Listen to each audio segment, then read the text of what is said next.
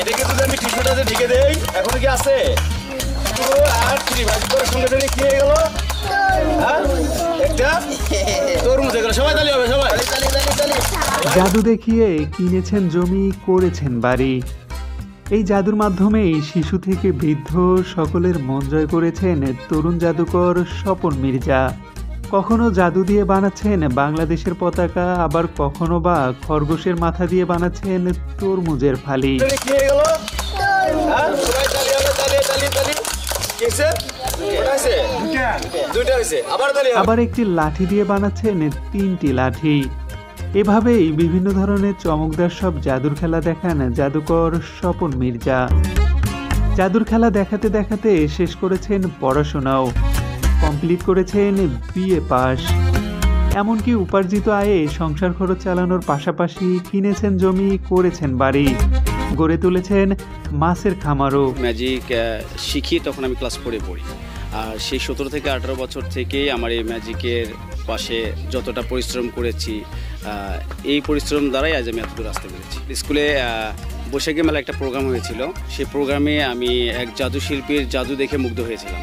তখন থেকেই আমার ভিতরে একটা কাজ করতেছিল যে আমি একজন জাদুশিল্পী হব। তারপরেই ওনার হাত থেকে আমার প্রথমে হাতে খড়ি ওনার কাছ থেকে আমার শেখা। আমি এই ম্যাজিক শিখে বা ম্যাজিক দেখিয়ে আমি নিজে লেখাপড়া করেছি। আমি এই লেখাপড়ার টাকা আমার এই জাদু থেকেই চলে আসছে। আমি ক্লাস 4 থেকে ম্যাজিক করেছি, বিএ অনার্স কমপ্লিট করেছি এই ম্যাজিকের টাকা দিয়েই।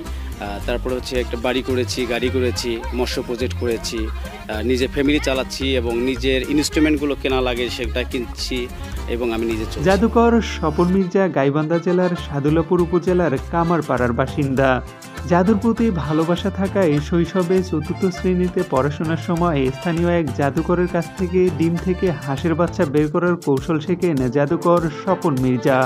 তখন থেকেই একটার পর একটা জাদু রপ্ত করে এখন 1000-এরও বেশি জাদুবিদ্যায় পারদর্শী এই তরুণ জাদুকর।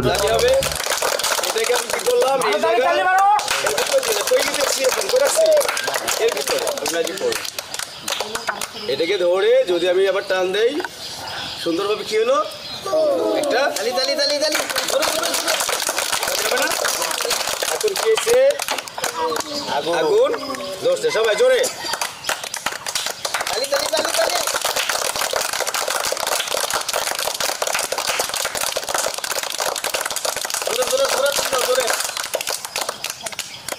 কি হয়েছে?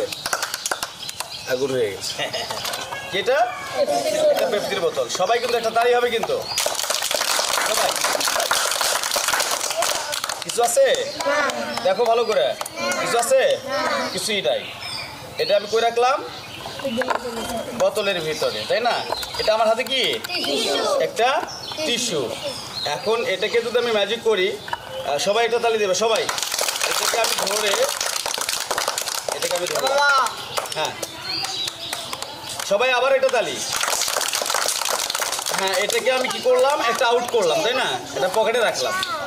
কি আছে? এখন আছে? হ্যাঁ, এখন আছে না বোতলটা? আছে। হ্যাঁ, এটাকে যদি আমি এইভাবে রাখি, সবাই একটা তালি দাও। সবাই একটা তালি দাও।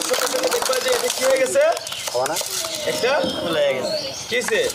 ফুল হয়েছে। বোতলটা কি আছে এখন আমার হাতে? হ্যাঁ, সবাই একটা জোরে তালি দাও। 1 2 3। এইভাবে ম্যাজিক করার সঙ্গে সঙ্গেই দেখবা বোতলটা আরো আছে। হ্যাঁ, বোতলটা তালি তালি তালি।